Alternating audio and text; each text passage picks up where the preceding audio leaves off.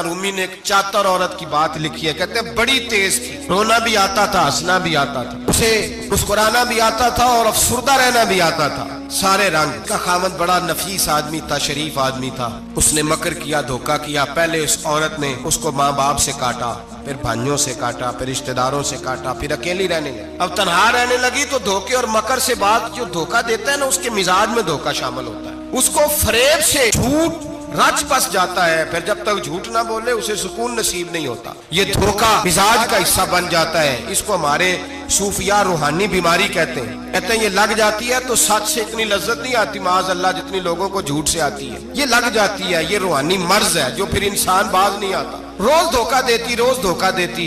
और मुल्ला रूमी कहते हैं कभी बड़े बड़े धोखे छुप जाते हैं, अल्लाह मौका देता है, और छोटे छोटे धोखों से आदमी के राज निकलने लगते हैं, वो रुसवा हो जाता है। बड़े बड़े धोखे दिए, खामद को पता न चला, लेकिन रब करीम ने अब उसे सजा देने का इरादा फरमाया। किलो गोश्त लाया खामद, कहने लगा इसे पकाओ, इसे पकाओ, अच्छी तरह पकाना, भून कर पकाना, मेरे दोस्तों ने आना है। जब औरत ने गोश्त भूना, खाने पीने की बड़ी शौकीन थी, दिलदादा थी, खुशबू ने सताया तो किलो का किलो गोश्त खा गई। घर के अंदर छोटा सा बिल्ली का बच्चा रहता था, छोटा सा, और उस आदमी वो 2-4 दिन पहले लाया था, उसको दूध वूध पिलाता, प्यार करता। खामद आया, मेहमान आगे, गोश्त लाओ। जब सुरदा होके बैठी है, बाल बिखरे हुए, आंखों में आंसू है, हालात बड़े बिगड़े हुए। क्या हुआ? कहने लगी मैं नहीं चाहती थी आप दोस्तों के सामने रुसवा हो, पर मजबूरी बन गई। गोश्त भून के रखा था, बिल्ली का बच्चा सारा ही खा गया। आपको समझाया था ना लाएगा। सारी जिंदगी आदमी धोखा खाता है, वो कभी नुकसान नहीं उठाता। अगर उसका नुकसान होता है तो वक्ती होता है, नुकसान उसी का होता है जो धोखा देता है। सारी जिंदगी एतबार करता रहा, जब कहना किलो गोश्त ही खा गया।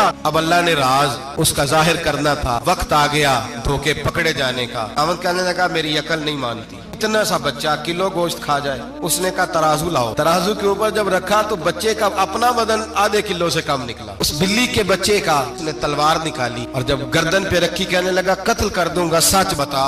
लगी बस मैं खा गई। वो वाला भी मामला बता, मेरी अम्मा पे इल्जाम लगा। कहने लगी वो भी तेरी माँ की गलती नहीं थी, वो भी मेरा गुनाह था। वो जो तूने मेरी भाभी के बारे में जुमला कहा, वो भी उसकी गलती नहीं थी, मैंने इल्जाम लगाया। वो हालात कटने लगे। वो औरत तो कल तक दुनिया को बताती थी कि मुझसे ज्यादा तेज कोई नहीं, देख लो मैं किस अंदाज में राज कर रही हूँ। ना रूमी कहते हैं 3 दुर्रे बरसे, 3 दुर्रे, और वो दुर्रे क्या थे? तलाक, तलाक और तलाक। ये 3 दुर्रे बरसे। न घर वाली रही, न शौहर वाली रही, न राज वाली रही। बाहर निकली, दरवेश के पास गई, कहने लगे हुजूर ये सजा क्यों मिली? फरमाने लगे जो धोखा देने वाला होता है वो जिंदगी में रुसवा होता है, वो आखिरत में अजाब का शिकार होता है।